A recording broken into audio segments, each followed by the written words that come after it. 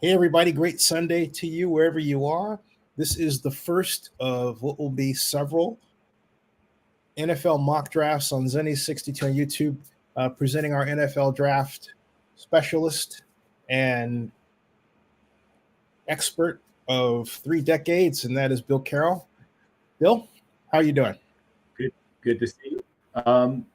Yeah, a lot's going on in my life and in the life of other people, but it's mock draft time, so I'm going to focus on that right now. I heard that.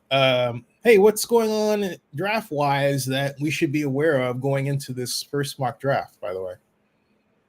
Um, First of all, you need to be aware of the shifting sands of free agency.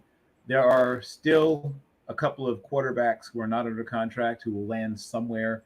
The most prominent of which, of course, is Derek Carr. And so he's one of those dominoes. Wherever he lands, that team will now be most likely out of the market for an early round quarterback. They might still take a developmental young quarterback, to sort of grow under, but they won't be looking at the first couple of rounds. So at least one of the teams that people are assuming is going to take a quarterback early in the draft will probably not because they'll have Derek Carr.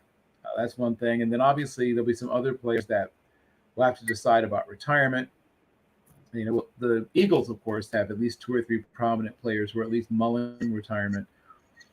That will also affect the draft strategy. They took Cam Jurgens, the Eagles, as the future replacement for Jason Kelsey. Very similar, very athletic, explosive, undersized center, sort of, a poor man's Kelsey, if you will. And they've got some free agents, big time free agents on defense. One or two of which maybe Chauncey Gardner Johnson, who's fairly young. They might try to bring Chauncey Gardner Johnson back. But the older players on defense or free agents are probably not coming back, which means that they're going to have to find their replacements either as lower price free agents or in the draft. So always remind people that teams are built through free agency, trades, and the draft. I always urge people to just get the best possible player in the draft, regardless of position, and use specific needs at positions, address those needs through trades and free agency whenever possible. Because if you start drafting for need, it slowly but surely drags down the talent level of your roster. And we've seen teams fall victim to it. Yes, definitely, definitely.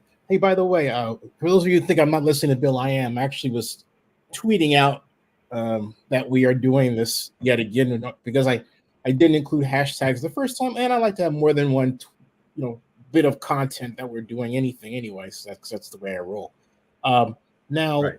I'm going to ask you also, since I think I got some information last night that I have to confirm, which I don't want to blurt out until I do, but what do you make of Alvin Kamara and the grand jury indictment and its impact on the Saints? I'll tell you where I'm going with this.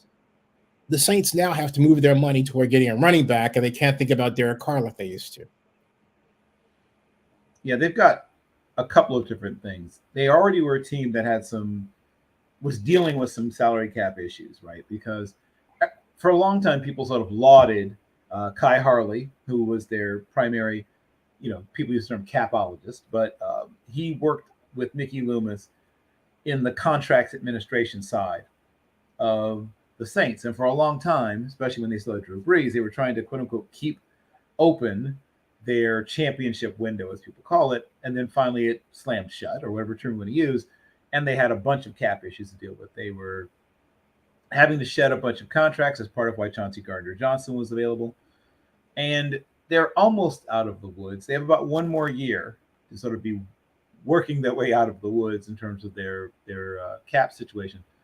But if they are able to get some people to restructure some contracts, if they are able to get people to, maybe allow them to move money around that used to be guaranteed and make it non-guaranteed or things like that, they should be able to free up enough money, even if they do manage to retain Kamara on a reduced contract right now. So he's obviously not going to get what he would have gotten under other circumstances. And with what you just mentioned, he's a scratch and dent sale guy at this point. So if he wants to remain a Saint, he'll have to, like I said, take a reduction in guaranteed salary and probably a reduction in total contract value.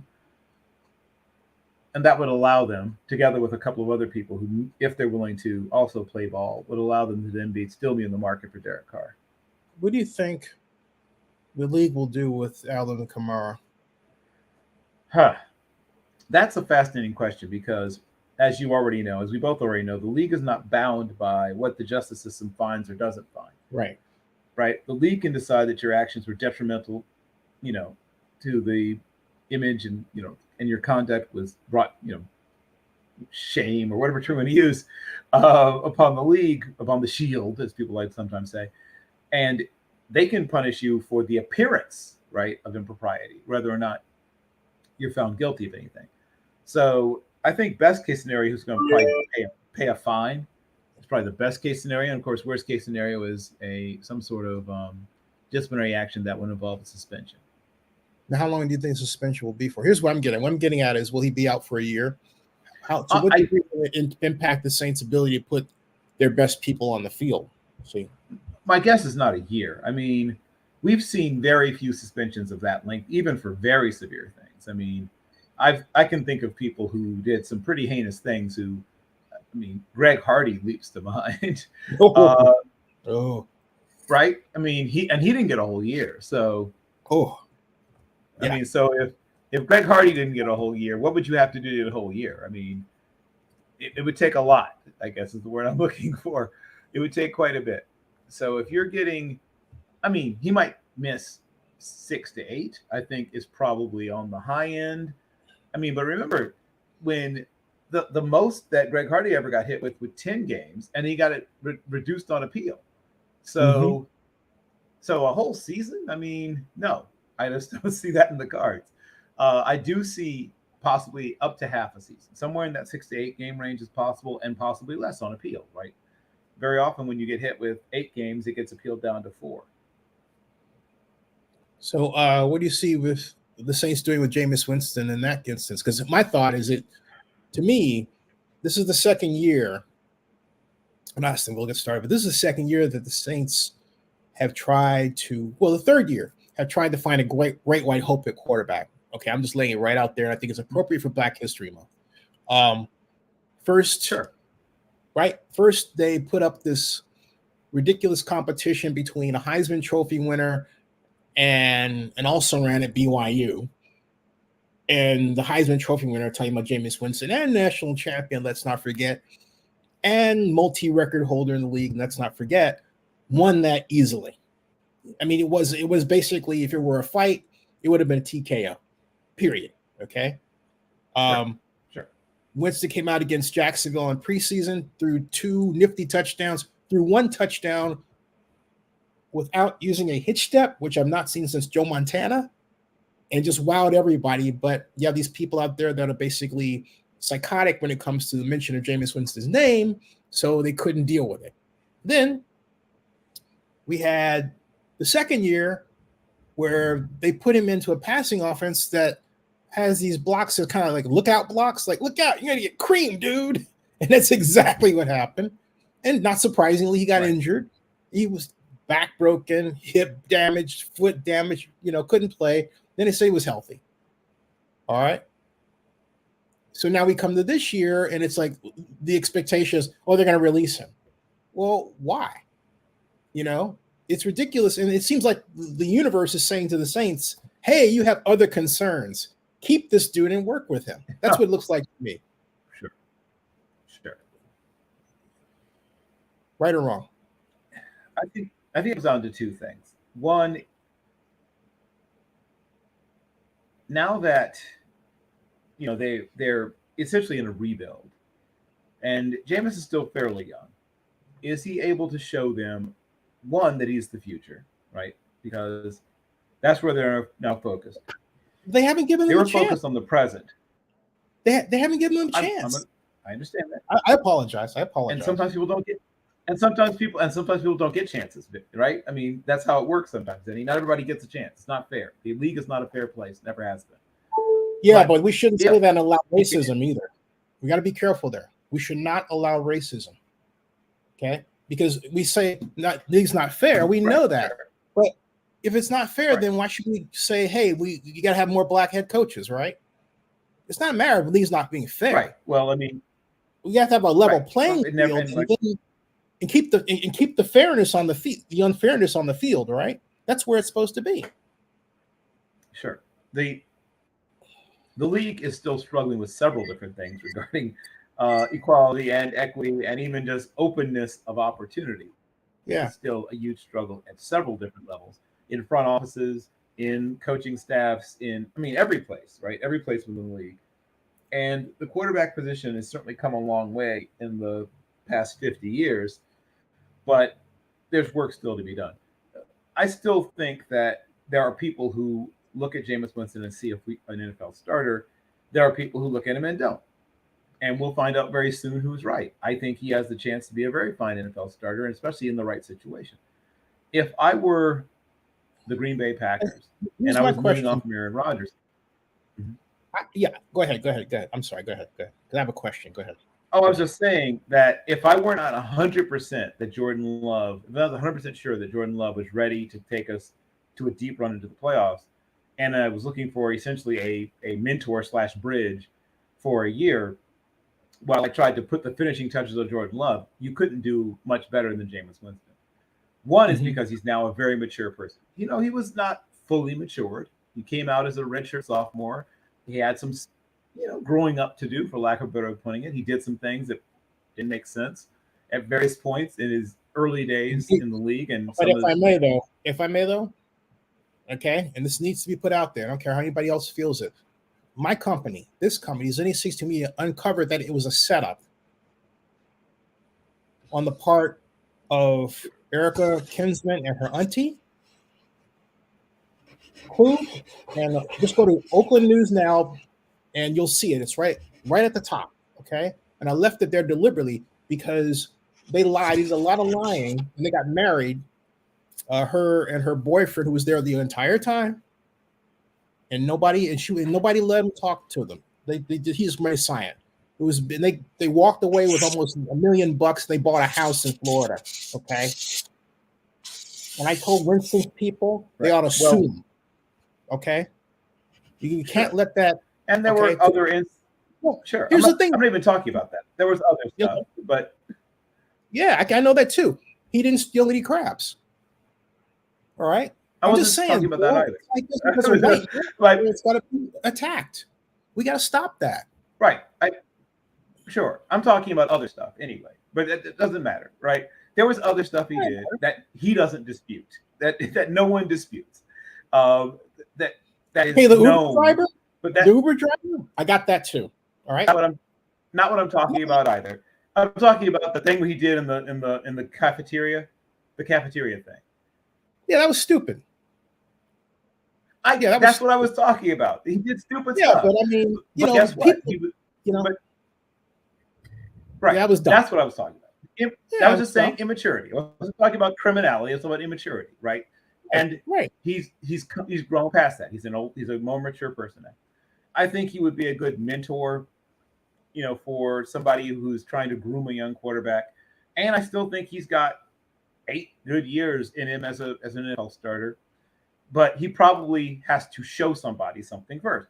Whether that's fair or not, once again, we talked about that. Many things are not fair, particularly in the NFL. So his best opportunity. My issue with Jameis is the way he's treated, and people's like, he doesn't have to show anything. This guy has played since 2014. He came in the league. He set a bunch of records. The one thing he's proven is, first of all, in an era where you have people running a read option who don't know how to get under center, he can get under center. He knows how the formation should be lined up.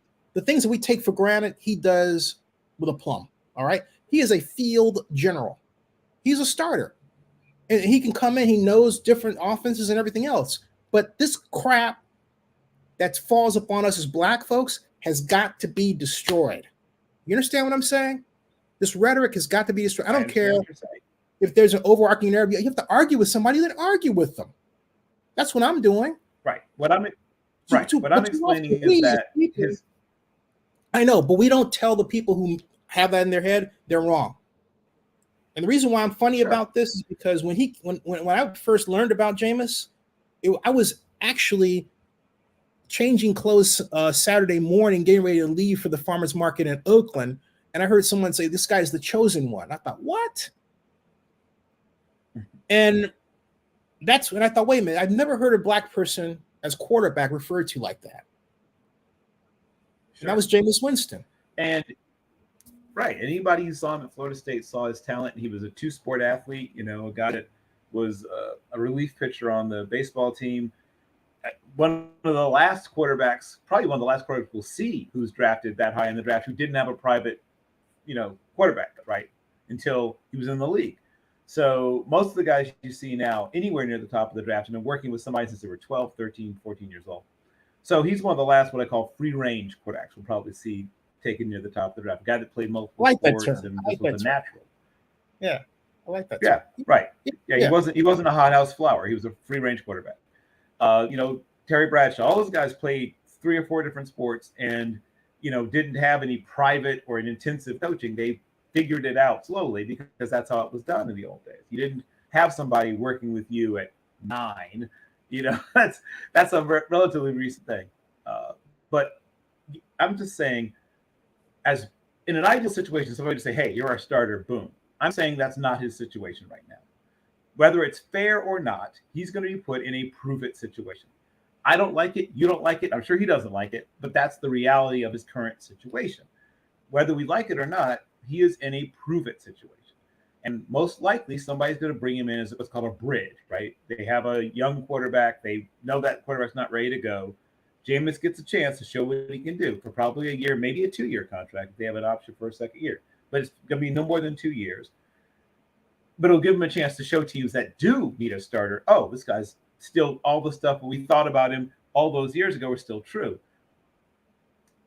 When you are in Jameis' situation, but it's funny how whether it's fair or unfair, and in this case, I think it is because the thing about it, first of all, we have the internet, right?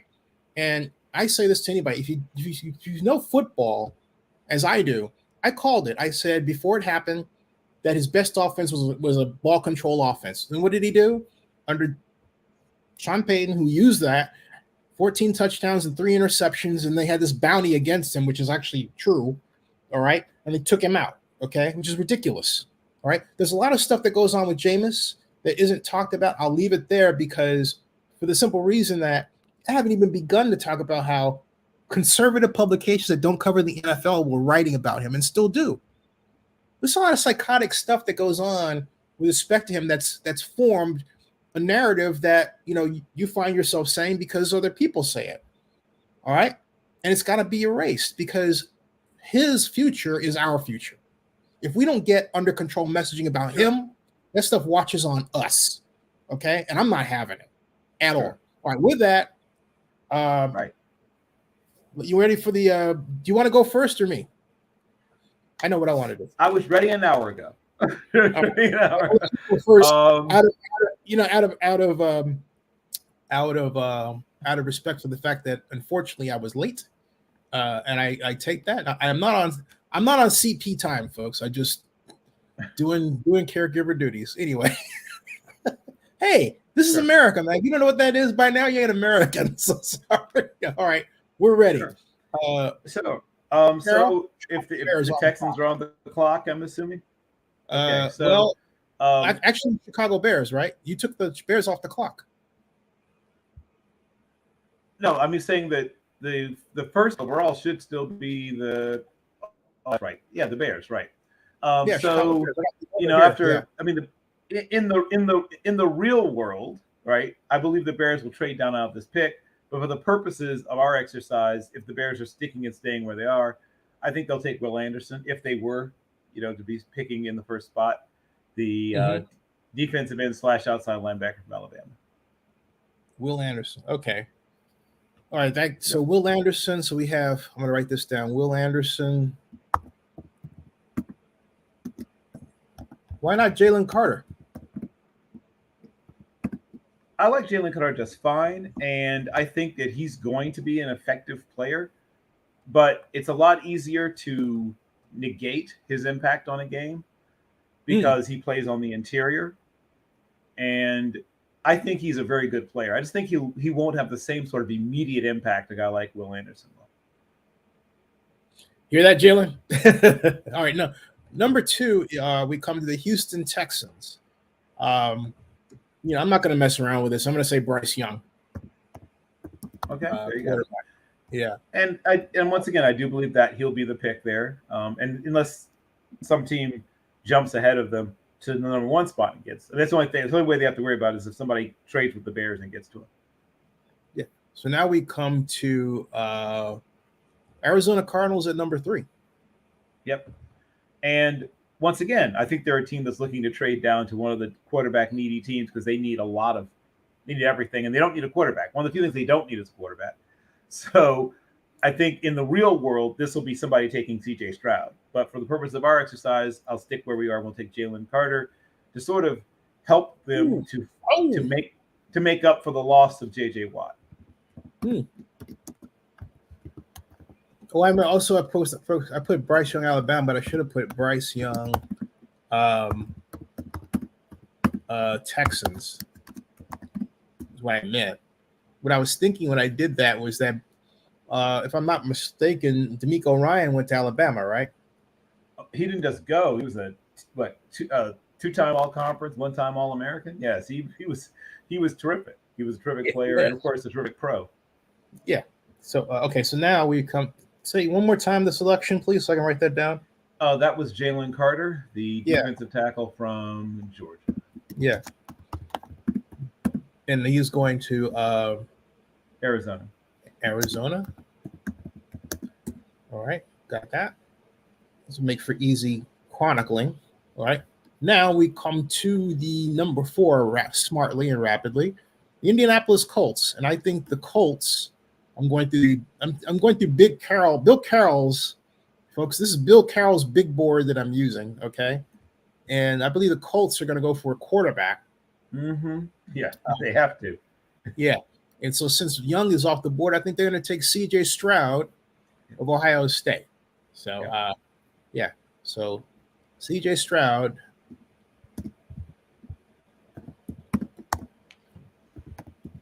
Yeah. And I think they end up probably with Stroud either way, unless they trade up all the way to number 1, in which case they have a shot at Young. And of course, that's what Chicago is doing, is they're shopping that pick. Yeah. But CJ Stroud, that would be exciting for the Colts. They've never had a quarterback like that in their history. Right. They haven't had a young quarterback. I mean, a person they really could build around going back really to Andrew Luck. So they've been sort of trying to patch it together since then. Mm-hmm. And so we've got now number 5, the Seattle Seahawks, and we go back to Mr. Carroll. And so Seattle has a lot of different needs, clearly, obviously. But I think that one of the things that they've been looking to address is their pass rush as well. And I think they're going to go for Tyree Wilson from Texas Tech. He's one of those guys that has helped himself a lot throughout this entire process. He's versatile. He can play multiple places along the line. He's a hard worker. He's powerful. He's unlike some of those guys who are sort of just designated pass rushers because they are smaller. I mean, once again, people have brought up names like J.J. Watt when they talk about, what they think he could become in terms of his frame. He's a big kid, plays in the 270 pound range, but he probably could carry another 10 to 15 pounds. So he could play 5 technique, he can play 4-eye. He can go out to the wide 9. Like, he can play a different all up and down. So he's an exciting prospect. Yeah. So now we come to did I spell that name right? Oh, it's T-Y-R-E-E Wilson. Oh, T-I-R-E-E Tyree Wilson. Y like Yankee. Y like Yankee. T-Y-R-E-E. T-R-T-Y. T-Y. Yes. T-Y-R-E-E. Wilson. 2 E's. Yep. Oh, 2 E's. Got it. Yep, Wilson. 2 E's. Tyree. Yep. Wilson. Seahawks. Yeah, got it. Okay. And now we come to the great Detroit Lions from the LA Rams. And The Lions, I believe, need someone to complement their defensive end and build their defense, continue to build their defense with a first round pick. So, with that in mind, I am going to, the reason why I said, folks, is because, never mind. I am going to call an audible on my own selection. And the reason is that there's a wide receiver sitting on the board that I can't pass up. Quentin Johnson from TCU. Okay, there you go. Yeah, and that's number one on Bill Carroll's big board. Bill, you want to talk about him? So he's not perfect. There's a lot of people who are lower on him. He's a big, fast kid who doesn't always play to his size, but he's terrific after the catch. He's working on catching the ball outside of his. See, if you watch his workouts, if you go to his Instagram, whatever, you'll get to see that he's working a lot on snatching the ball, sometimes with one hand, because he has long arms. He's tall, but he has a tendency to body catch and basket catch. And I don't know if that's something that just no one corrected earlier in his development, or if he just wasn't all that confident in his hands. But he's working very hard on showing he can snag the ball out of the air. And I think that's really the only thing I was terribly worried about. His route running is good enough for a guy that size. He'll never be a Stephon Diggs, Hunter Renfrow, Tyler Lockett kind of route runner, just because of how long his legs are. High center of gravity. But he's a more than good enough route runner for a guy's size. Think about guys like Mike Evans. He runs routes about as well as a guy like that does, just because of the height. But I think that you're getting sort of a faster version of a guy like Drake London, possibly. Or my real comparison for him was DJ Chark is the player he most reminds me of when I watched this tape. So now we come to the Raiders and pick number 7. And actually, the Raiders don't not fall in my hands; they fall in your hands, Bill. For better or worse. Yes, and so call it a reach back to the days of Daryl LaMonica and the Mad Bomber. I think that they're going to try. They're going to try to find another huge armed quarterback in Will Levis, who right now is mostly famous for putting mayonnaise in his coffee and eating bananas with the peel on them.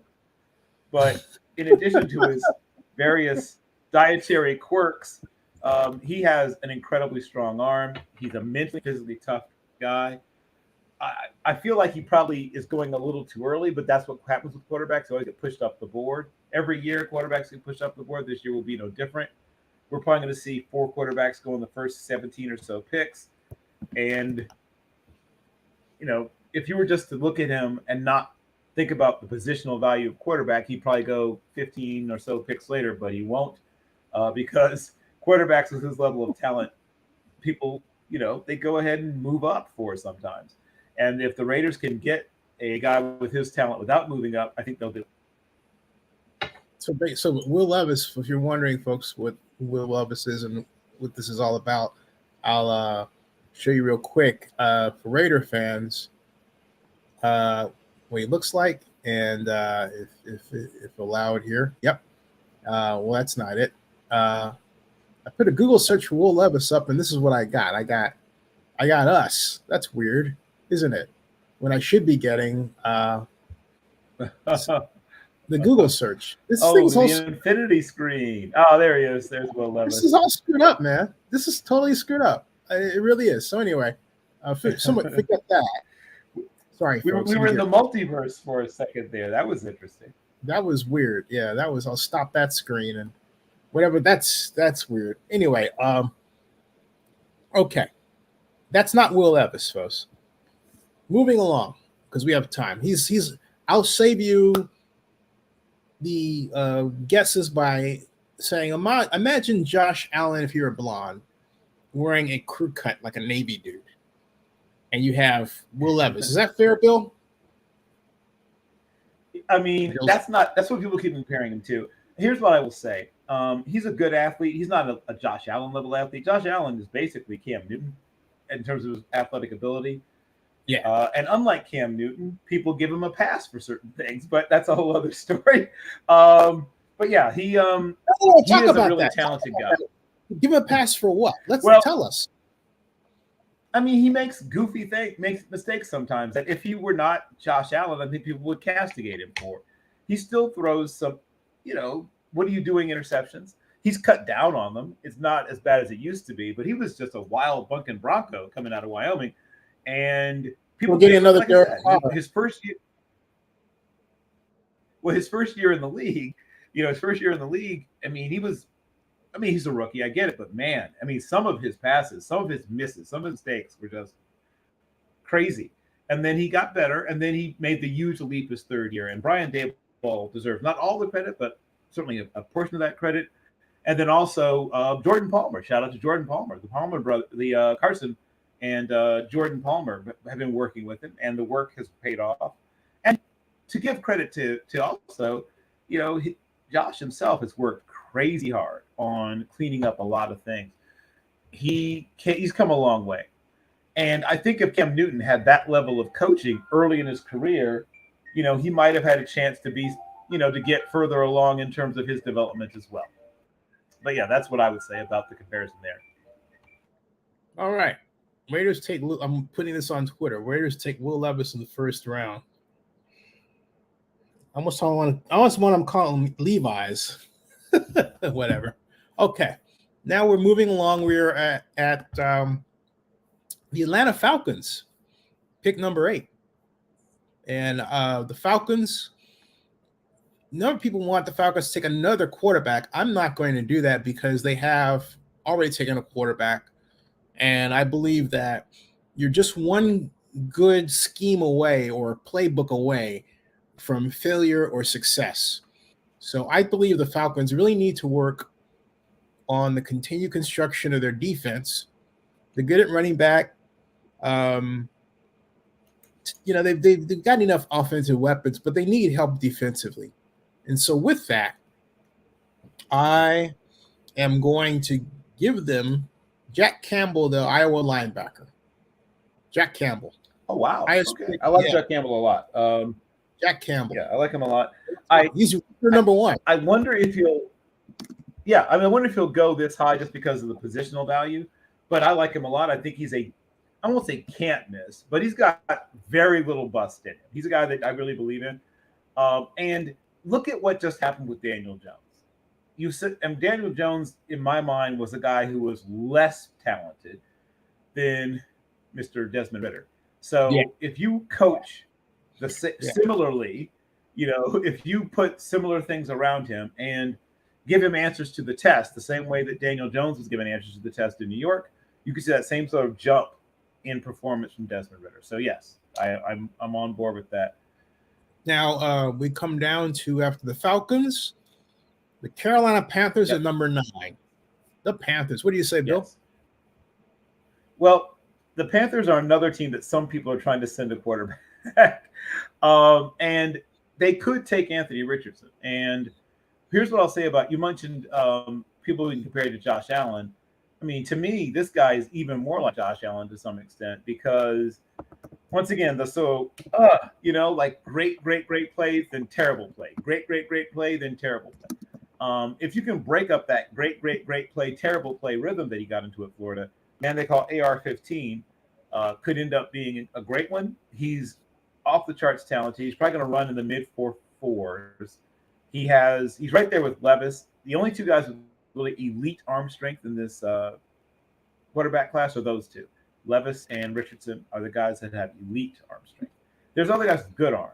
And that's not everything. Obviously, we've seen lots of great quarterbacks whose arms were average to below average. But his level of talent will probably encourage someone to take a chance on him. So I think they're rebuilding. I could see them say, let's rebuild around this rare talent who needs a lot of work. Once again, a possible landing spot for Jameis to be sort of a mentor to this talented young guy also. Yeah. Oh, if Jameis sees the field, I don't think Richardson's going to start immediately unless Well, Jameis gets. he shouldn't play. He shouldn't play immediately. If you've watched his tape, you'll know what I mean. Yeah. No, Jameis ain't gonna let him on the field. He's too competitive. and he should. I mean, short yardage, goal line. You can put together a special package for him, like because he's such a great athlete. But yeah, he shouldn't be playing a lot because he isn't ready. No, I would put young quarterbacks out there. I wouldn't put a young quarterback in the situation of trying to expect to back up or replace Jameis Winston, because once Jameis gets his shot, he's gonna be like those old guys, you know. It's just like sure. Stay back. Moving along. Well, I mean, they have moving along. Let's do it. No. Yeah, I'm saying you were going to say something, though. I didn't mean to shut you off. I was just going to say that the 49ers, right, almost had a similar situation with, we'll see what happens with Lance, but Brock Purdy is, sunk his fangs into that position, and, then he got hurt. So that gives... No, I'm just saying, at least that opens the door for Lance, is that at least early on, Lance is going to get his chance due to the injury. Yeah. Now, moving along, Philadelphia Eagles, the Super Bowl not champs, almost. Yes, right. Yes. Sorry for those who lost money. I didn't. Anyway, sorry. Ouch. Would say me, actually. So it comes to exactly. The Eagles. I think the one thing the Eagles need to do,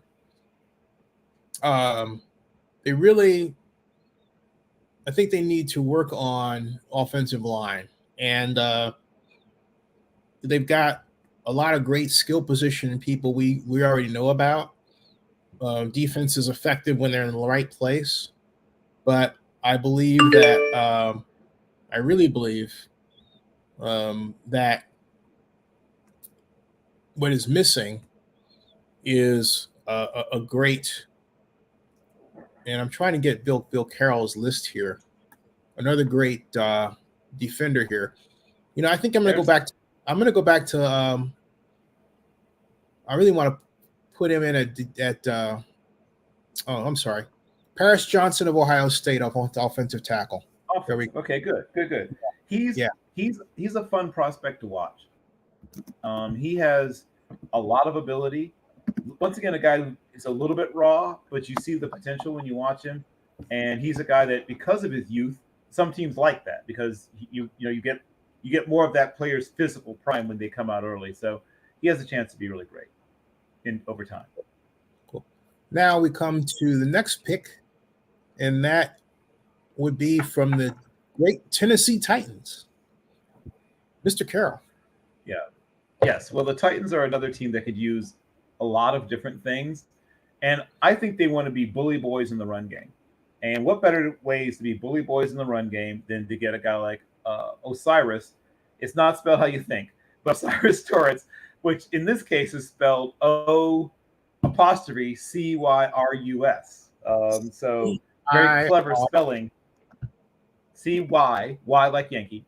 It's like the name Cyrus, but it's O''. So it's O''Cyrus. And last name? Torrance, Torrance, from Florida, offensive guard. I think you don't normally see offensive guards go this early, but he is a dominant force. And he can play right tackle in a pinch, but he's really just a masher in the run game at guard. So, yeah, it's O''Cyrus, Torrance. And he's, like I said, if you want to lean on people in the run game, that's your guy. And the Titans have one, maybe two more good years left in their, dreadnought running back in Derrick Henry. I think they want to get the best couple of years out of them they can. Dreadnought. Messiah, how is that? He's an utter dreadnought. Yeah, there you go. O''Cyrus, Torrance. That's it. You got it. Yahtzee! All right. So moving along. All right, we come the Titans to the Texans yet again from Cleveland, and the Texans already have their quarterback, so I believe they're going to pair their quarterback with. Well, I don't know what they're going to do receiver wise, but I can't help but think that they're going to be interested in running back, although As I think about the Texans even more and what they need, if you have 2 picks in the first round, why spend them all on offense? Why not look at defense? And we go back to Bill Carroll's big board here, and I'm thinking linebacker. And so I'm thinking that, you know what, though? Actually, I'm thinking Brian Brees of Clemson, a defensive tackle. Oh, my gosh. That's a great pick. That's another guy. That's another guy who can do a lot of different things. A big, powerful kid, and, of course, a very touching story. His younger sister, Ellen, who unfortunately passed away, became like a team rallying point for the Clemson team. He still plays for her, still has her, tattoo, the Ellen Strong tattoo and all that. But he's a great person. But most importantly, he's a really versatile player who has the power and length to play that 4-eye and 5. He's a good enough. He's not going to be a great pass rusher. But he's a good enough pass rusher that he can get you pressures. His ceiling is close to Chris Jones. Maybe not quite as nimble, not quite that level of change of direction, but a guy who has a little bit of Justin Smith and a little bit of Chris Jones in him. So he's got potential. So we got him. What I'm doing posts, I'm putting on Twitter. I'm taking a photograph right now of the picks here from the Falcons, Panthers, Eagles, and we have Titans thus far, and I'll update that later. And I'm putting that up on Twitter here. And where's my tweet? There it is, my tweet to go. There it is. There's the photograph. There it is. At selections. Okay. And it is up and out. Cool. All right. Now, moving along, Brian Brees of the Texans. Exciting stuff here. Now, we've got it is. Yeah. The next JJ Watt, maybe. I mean, that would be a bit much to project, but like I said, I think he could end up being a Justin Smith level player, which is still a really you did say that. You did say that. Yeah, all right. And Chris Jones ish. Yeah. So we've got the New York Jets at 13, and a number of people think the Jets need a new quarterback, but I am not fond. I really don't like the idea of spending my money on first-round quarterbacks unless I know they're absolute sure things, like a Jameis Winston was at his day, okay? And I was never high on Mariota to begin with, so I'm not even going to go there. Now, and history has proven me right. So anyway, we have Bill Carroll's board, and so I believe that the Jets really need to focus on getting. Well, they've got great running backs. So, and I interviewed him last year. So that's not the issue for them. They've got great running backs, cornerbacks, but I'm going to go right back to where I was, and I'm going to mine defensive tackle. I'm going to need some help in the pronunciation of this man's name. Psyche Ika Baylor? Out of Baylor. Oh, okay, yeah. So Ika is a massive human being. Sakei Ika is, what's the word I'm looking for? He is tectonic, right? Mm-hmm. He will literally take sometimes 2 players and deposit them in the lap of the quarterback. He has rare lower body power. He's a guy that just pushes things, right? So he's not a guy that has a tremendous number of moves yet, at least. But my gosh, he's quicker than you would expect. He has like a little arm over move that is pretty effective. And then he can sort of knife in with that. But mostly he just kind of gets underneath you and kind of throws you backwards into the play. And that's really where he's most effective, is just that constant upfield pressure. I don't think he goes this early, but I think he goes towards the end of the first round. But whoever gets him is going to be thrilled, because he's a guy that's going to give you for a guy his size, he plays hard and plays a lot of snaps. So he's in pretty good condition for a man who's probably 340-something pounds. He's something in the 330s. He's in pretty good condition. All right. So now moving along, we have the New England Patriots at 14. And the Patriots at 8-9, or that falls to you, Bill. Yeah. I think the Patriots are thrilled to see Miles Murphy from Clemson. The other Clemson defensive lineman that people like is still there for them. He can play. They play a multiple front, like a lot of teams. They play a multiple front, so they're both an odd and even front, and he's got experience doing both. He can play both in an odd and even front. So he can play 5 tech. He can play 7. He can play, even out to 9. Though he's probably not. He's not super twitchy, but he can hold the point, and he has enough of a pass rush that he can get there, even from out there. But you want him a little closer in. So he's a guy that's going to play a lot of that 5 tech. So after that, we come to that's perfect for them. Yeah, the Green Bay Packers, which to me have a lot of number of needs. I mean, to say the least. So I'm going to have some fun with this one, but I think I'm going to go and send them Peter Skoronski out of Northwestern. That sounds like a Packer name, Skoronski.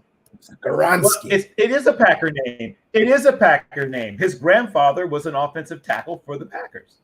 If you watch the Ice Bowl, the guy outside of that, so you've got Fuzzy Thurston and Jerry Kramer at the 2 guards, and then outside of Kramer, you'll see the last name Skoronski. That's his grandfather. Peter, there you go. So his grandson is now a Packer. Comes full circle. Yeah, as I say. Yeah, Peter Skoronski. Have fun with that one. All right. Wow. Now that brings us to Walter Football. Commanders.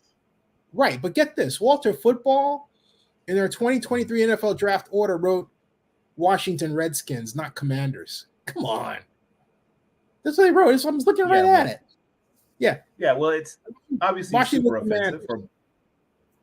And that's still, it's offensive for multiple reasons, but yeah. But they know, they know the real name is the Commanders. That's dirty stuff, man. Actually, Walter Football. Right. I'm not using your list anymore. Doggone it. All right. Well, I am for the duration of this. After that, no more. Bill, you're on the clock. Sure. And this is a team that, as you said, there's teams that have a lot of needs. I think they're going to address their secondary. I think they are beyond thrilled that this player is somehow still there. They're going to get Christian Gonzalez, the amazing corner, who started his career at Colorado and finished up at Oregon. His tape is luscious. His back pedal is like oiled silk. He has size. He has speed. He can break through, on wide receiver screens. He can bust through the initial block and make the play behind the line of scrimmage. He has tremendous ball skills.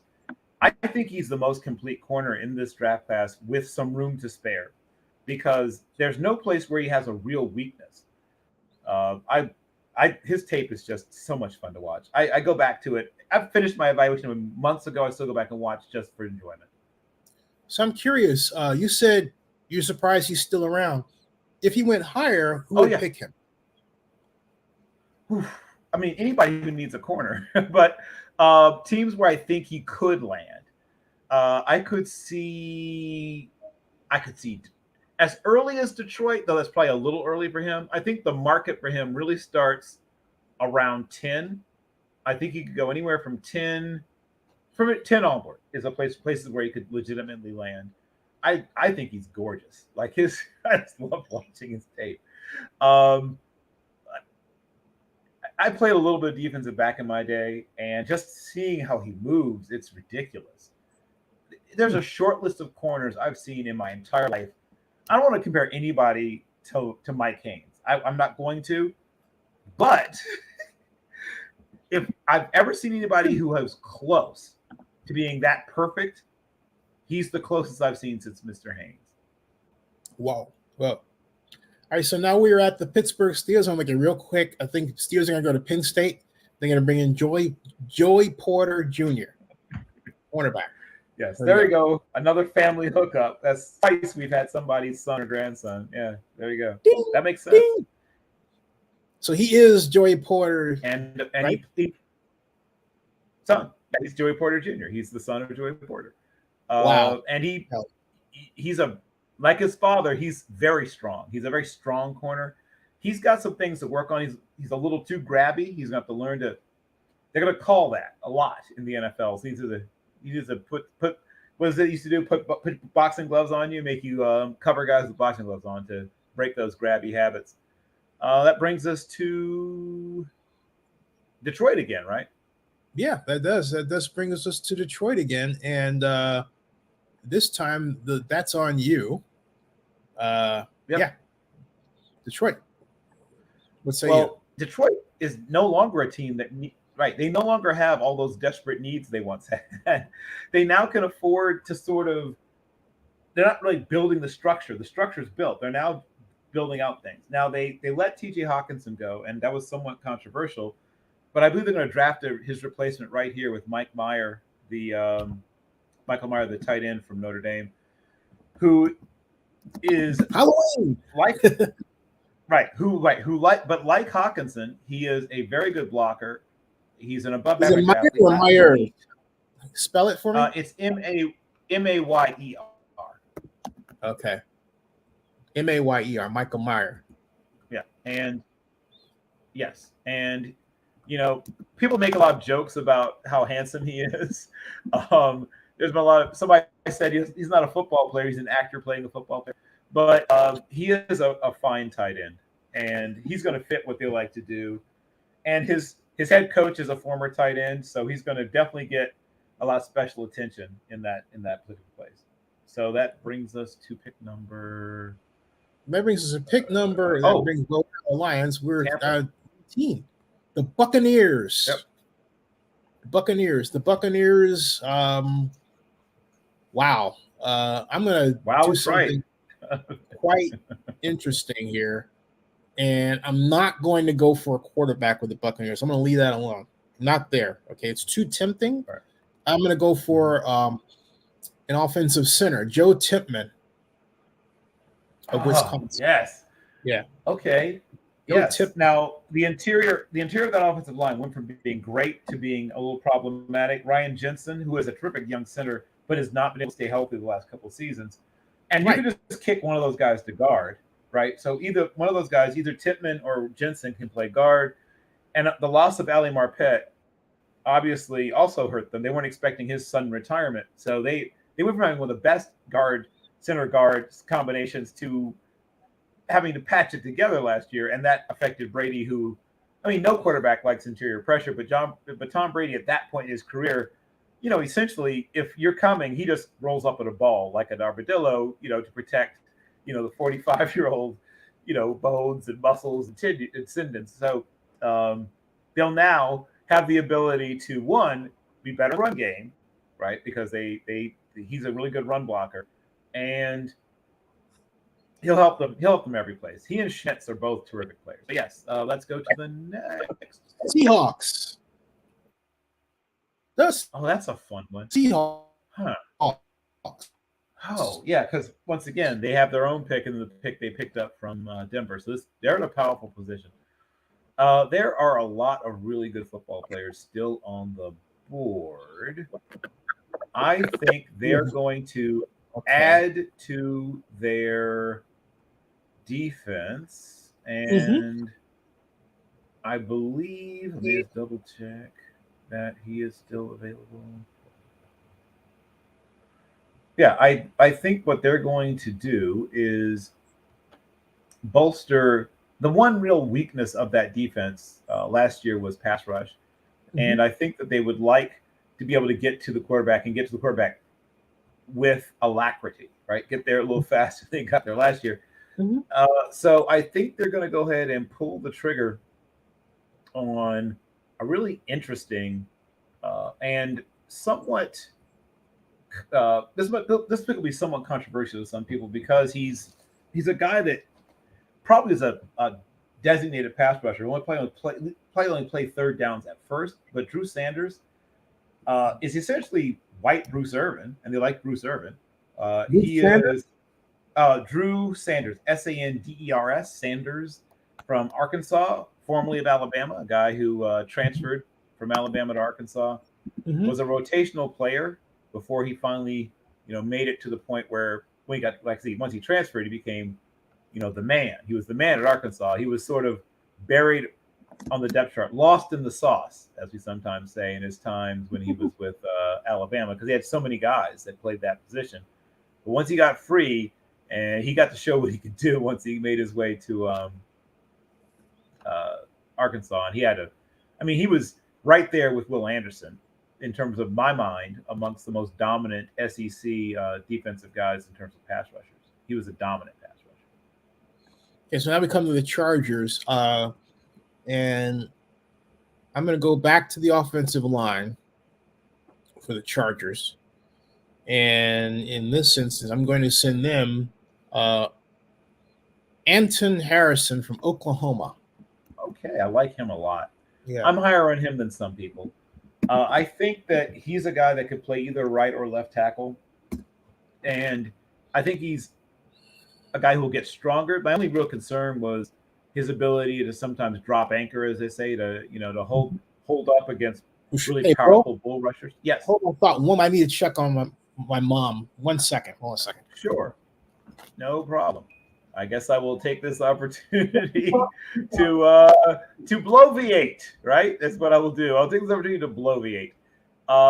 So the best availables, I think, are still on the board. Best availables. With Drew Saunders just leaving the board, I think that Devin Witherspoon will probably leave the board soon. Terrific corner from one of my alma maters, Illinois, where I got my master's, and was a graduate assistant. Shout out to Coach Lou Tepper. Broderick Jones, tackle, who some people are projecting to guard because of his lack of height, is going to go somewhere around here. Brian Branch is probably going to go soon. And Jordan Addison, who's my number 2 wide receiver.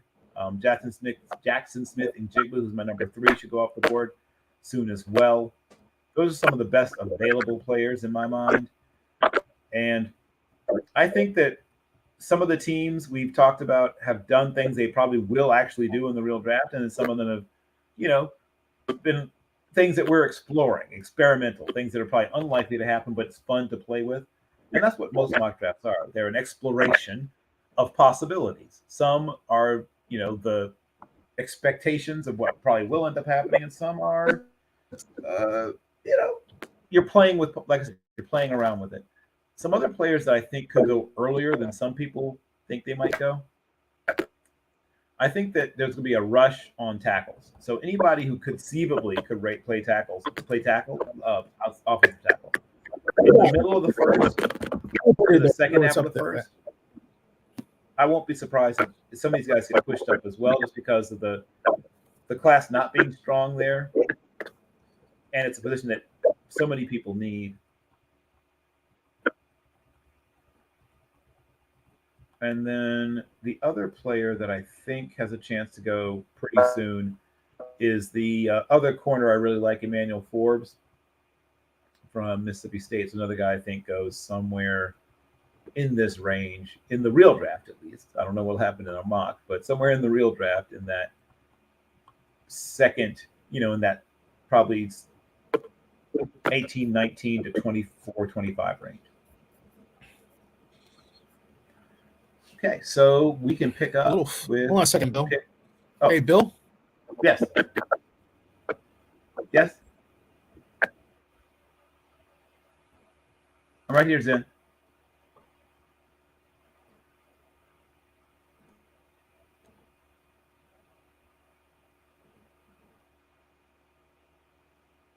Okay, so we may have lost Zennie. Oh, wait. Maybe we didn't lose Zennie. Maybe Zennie is back. Oh, maybe we did. I'm back. I'm just because I got a random issue here. Okay. Oh, okay. Got it.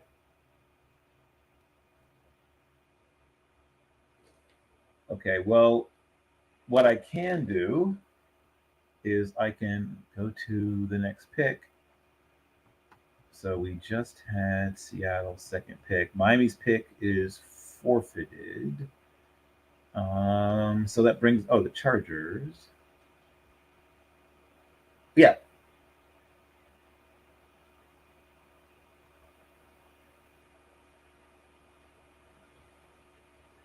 Yeah, I'm still here. Cool. Okay. So I have my computer, computer, because it's just leading up. I don't know why it's doing the RAM thing. Right. Well, I Right. Well, it's okay. I just am going to be up against a time crunch in a little while, so I just want to see if I I know can. that's why I'm trying to get fast monitors. Hold on a second. I'm coming back in right now. Okay. I think what I'm going to have to do is keep it to 2 pages up here. I have 4 pages open in front of your board. Okay. So left with your board on my docket. Oh, come on, computer. Well, I'm gonna go ahead with pick 22 while you're doing that, so we keep things rolling. Okay. And so at pick 22 for the Los Angeles, haha, you almost got me. You almost got me. The Los Angeles Chargers. I think that they're going to move on from, one of their great players in Keenan Allen, who is now at a point in his career where a combination of age and injury has reduced some of his effectiveness. They're going to replace him with Jordan Addison, who will, one, give them youth, speed, and frankly, some cost savings at that position so they can devote some of that money they save to other positions. So Jordan Addison is pick 22, Zennie, to the Los Angeles Chargers. Or, Okay, listen. I'm back in. oh, okay. Don't ask technical names, that's all. Okay. We do it authentic here. Yes, you could say that again. Hold on a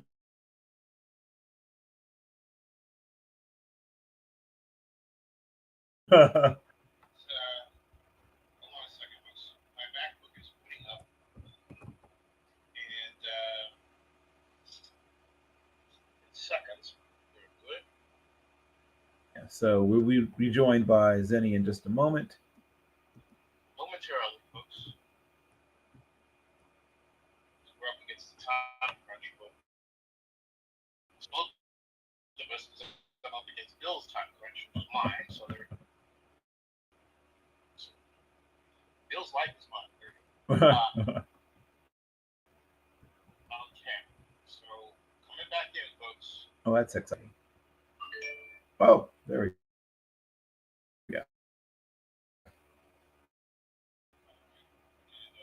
Studio. Okay. Add to stream. Yeah. So yeah, here we are. We're back. Okay. There we go. Yeah. There we go. All right, we are back. Okay, cool. Now, we were at. I had Walter football up here, and I had yours. Oops, excuse me. I'm not going to do it like that. Yeah, the last pick that came in because of the Miami forfeiture at pick 21 is now the Chargers, and the Chargers had selected Jordan Addison, wide receiver. Yep, wide receiver from USC. Since Keenan Allen is about to be a cap/age and injury casualty, and so he'll be hitting free agency. Let me do this real quick. Let me draw up because I'm pulling up new tab. I had a tab here. It's 346. History here. Show all history. There. Where's Bill Carroll? There's Bill Carroll right there. Position rankings. There. There's that. Okay, and then we go here and go history. And we have one moment, folks. Just trying to. Once I get back, got it. Okay, cool. Now we are back set. Okay, and the computer's behaving. Great. All right. So scroll down, folks. Chargers just made their choice. You want to reiterate that, Bill, so I can type it in? Sure. Yes. So due to the pick that would have been Miami's at pick 21 being forfeited, that now is Los Angeles Chargers. I said Los Angeles twice. Look at me. Chargers, and they selected Jordan Addison, the wide receiver from University of Southern California. Whoa. Addison. Yep. Chargers. As they wave a sad farewell to Keenan Allen and thank him for his many years of meritorious service. Go Bears. All right, now we come to the Baltimore Ravens at 22. Yes. And real quick, folks, the Ravens are we're thinking about Lamar, but I'm going to give you Clark Phillip III, cornerback of Utah. Yeah, That's a absolutely. courageous pick. That's a correct. Now you won't be popular in Buffalo because they want a wide receiver, but it's a great pick. It's a fantastic pick, and it's a very Ravens pick. Yes, he's a terrific football player, and he can pair with this Um, great safety, right, out of Notre Dame, Kyle.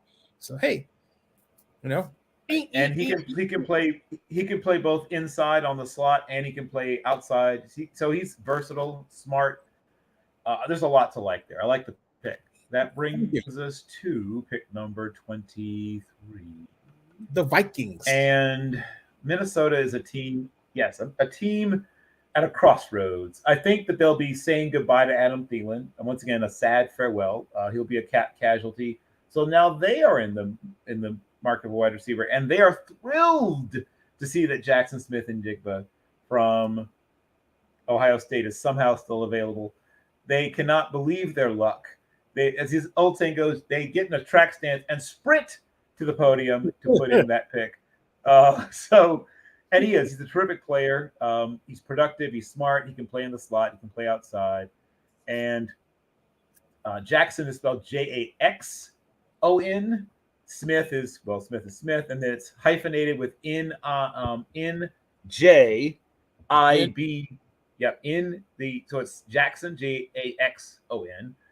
Then Smith is Smith, and then hyphen Njigba. So N like November, I like India, J like Juliet, G like golf, B like Bravo, A like Alpha. Smith-Njigba. Got it. Jack, like this. Yes. Cool. All right. So that brings us to the Jacksonville Jaguars at 24 as we race to the finish. The Jags had a fantastic year, but I believe they are going to go more for defense. So I'm going to give, another cornerback. I'm going to run on cornerbacks. Keely Ringo. Going to the Jags. Yep. So he's an utter freak. There's some things he needs to work on, but his pure talent, he made the Feldman freak list. He's going to probably come in at 212, 213 pounds. He's probably going to run in the low 4.3s. He's a special physical talent. Like I said, need for a little bit of work, but there's a lot of talent there. You see him as good coaching staff. So kick returner, maybe? I mean, that's probably not what he'll be doing. He'll probably be playing defense. I think they're going to put him right out there pretty quickly. I think he's going to go out there and play defense. I think he might in special situations maybe, but they're going to mostly have him out there just playing defense. That brings us to the Giants. Did you write down the picks that you made while I was offline? Because I need to go back and put these in order when we're done. Well, I only made one. I mostly just sort of stretched. The only one and you know about the one I made, that was the pick of Jordan Addison. That's the only one that was made while you were. And I told it to you when he came back. Okay, because I've got Anton Harrison Chargers, so it looks like I had went before then, and I thought, and then I wrote Jordan Addison Chargers pick 21. Yes. Okay. All right. I'll straighten it out later. All right. So moving along. That brings us to the Giants. Yep. Right. The G-Men. What do you say?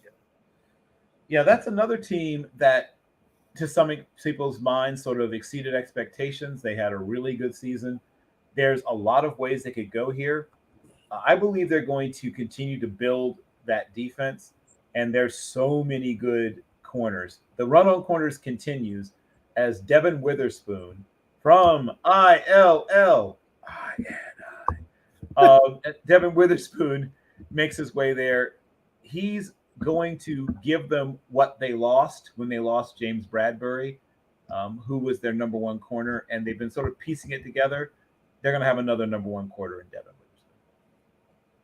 Devin Witherspoon, New York Giants. Woohoo! All right. So with that, we come to the Dallas Cowboys, the 5-time world champion. Anyways, I had to stick that in there. I got my inner Drew Brees. My Drew Brees. Drew Pearson. My inner Drew Pearson came out and became Drew Brees. But anyway, all right.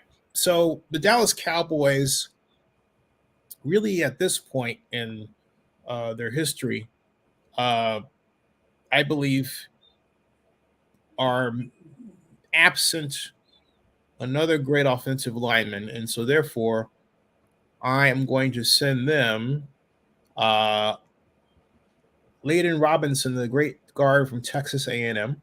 Okay. Doesn't have to go far at all. No. And that he goes here. And all right, and that's gonna Cowboys. There. I mean that pick excites me. That was a great boy. Okay, now Buffalo Bills are next on the clock. Yep. And that goes to you, Bill. Yep. So the Bills have an interesting situation. They have been tantalizingly close to playing in the Super Bowl a couple years in a row now.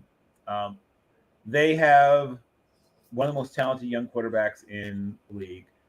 They have a good group of receivers and a very good defense, but they're also going to lose some people, as happens because of the cap. Brian Bean is one of the better, I believe, is one of the better general managers in the NFL.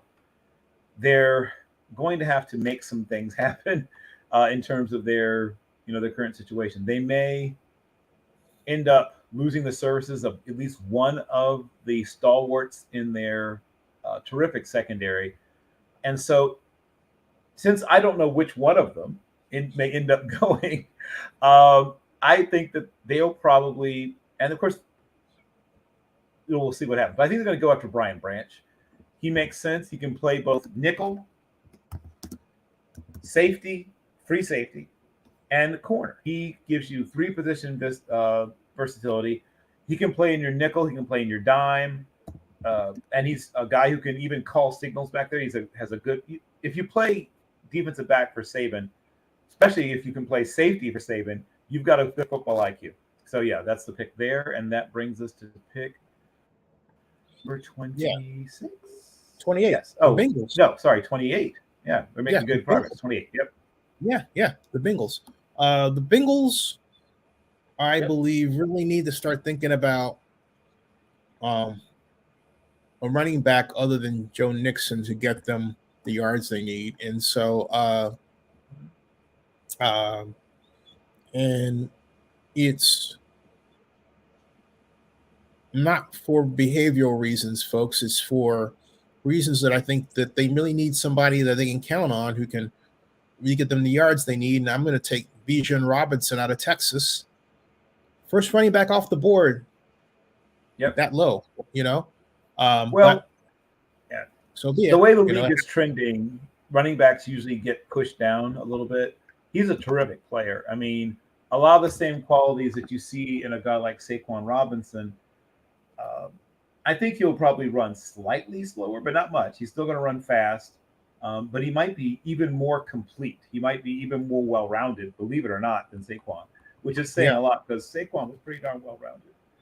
Yeah, he's going to give them the balance they need to help out in providing alternative to their passing game in terms of running back they can count on to get speed yards. Other than because Joe Mixon, he's great. He's shifty, but he doesn't always give you that breakaway you want. Sure. This guy can do that, don't you think? You can do a lot. He's a lot of teams think about him, right? There's teams that have him up there, and then they end up taking him off and going to someone else just because of positional value. Running backs, like I said, have been devalued to some extent by the way the league uses running backs. More and more teams are going to a running back by committee system, which means the value of the position has, dropped because of it. And the Saints are on the clock. Saints are on the clock, and I think the Saints are another team that's somewhat happy and excited to see the way the particular draft has turned out for them. I think that they give to themselves something they haven't had. Well, they have it in one player, but he's not really a top line receiver. I think they give themselves their first true top line deep threat in years in getting Jalen Hyatt out of Tennessee, Mm-hmm. who has tremendous straight line speed. He's likely to run in the mid, 4.3s. Uh, he emerged due to an injury to Cedric Tillman. Cedric Tillman was coming into this past season the number one receiver, and Hyatt was seen as a more complimentary receiver at Tennessee. But I think in game 3, if memory serves correctly, Tillman gets hurt, Hyatt emerges and turns himself into a late first rounder. Do you think some people just thought that Chris Olave was going to be this deep burner and didn't think of him as more as an all-around possession guy? Oh, he's everything. Chris Olave is everything. Right. He was my wide receiver 1 for just that reason. There's nothing he can't do.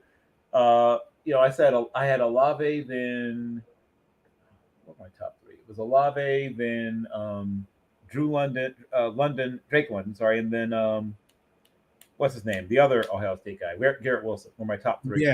Mm-hmm. Because all of those, while London's a little bit of a specialist, that he's sort of a possession plus. And coming against my heart out. So let me go ahead and stop bloviating. But in that, he's a guy that can work the middle of the field, but can break tackles and has enough speed that can give you a little extra after catch. That brings us to Eagles. Eagle. Yep. EAGLE. And I have them playing Jahmyr Gibbs, running back out of Alabama. Yep. Thank you. That's a solid pick. I fell in love with Gibbs a little bit while he was at Georgia Tech. And when I heard he was going to Alabama, I was like, how unfair is that? I mean, like, why? Like that's not whatever. I get it. And he had a really good year there. And I think he definitely raised his profile. Not that people didn't know about him at Georgia Tech, but you get to see Alabama all the time. He's going to fit in right there and be just very dangerous in their. I mean, think about him. You can go 2 backs now with him and Sanders, and both of them are so versatile. Oof. Yeah, they can do a lot of fun things. Mm-hmm. Okay, the final pick goes to the Chiefs. Final pick. Woo! Yeah. Timed perfectly because I have to run in like 1 minute. The Chiefs. The Chiefs. The Chiefs can go a lot of different ways here, obviously, but I think they still want to bolster that offensive line. They're a team that doesn't have too many desperate needs exactly. I mean, they won the Super Bowl, so I guess but they're going to lose some players because of the cap. And they have hard decisions to make, like every team has hard decisions to make. In terms of the player I think that helps them the most that is still available, let me think.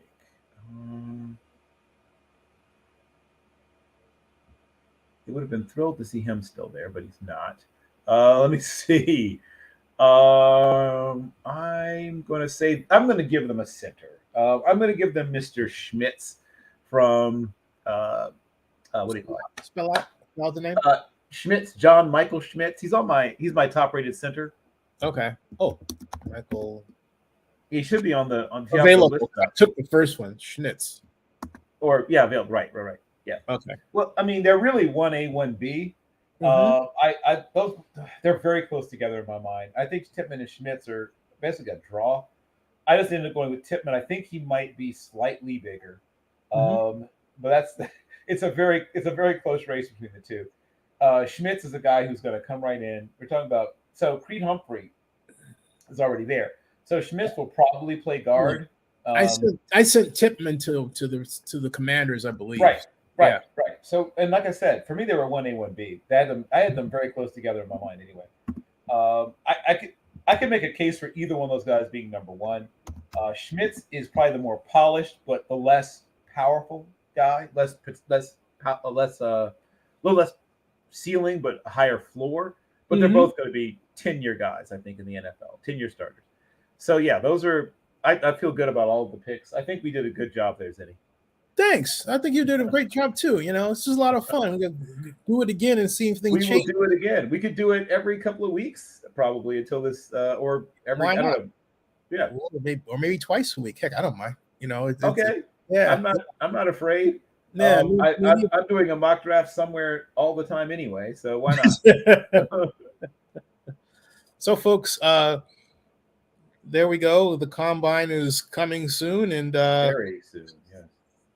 this is on Zennie62.com. So, if you want to check on Bill Carroll's big board, I'm going to reposition it so it's one of the top stories, if not the top one. So, basically, if you're saying, "What am I talking about?" What I'm talking about is what should appear here, but for reasons yet again noted to StreamYard, ain't cooperating. So whatever, just folks, you go to Zennie62.com, you'll see it. Okay, it's going to be other Bill Carroll's 2023 NFL Draft position rankings is what I'm using, and which you should use too. It's a great resource. Bill took time to make it.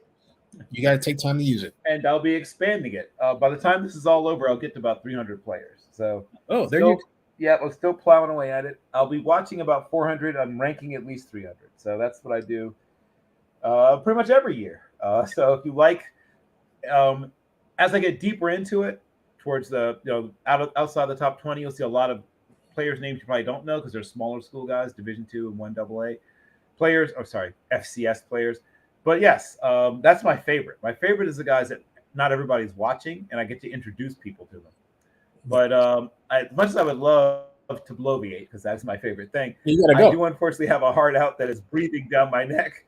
But I have to change and go and subscribe to Zennie. For those of you just joining us real quick, Will Anderson was the first pick, then Bryce Young, then Jalen Carter, and we go down from there.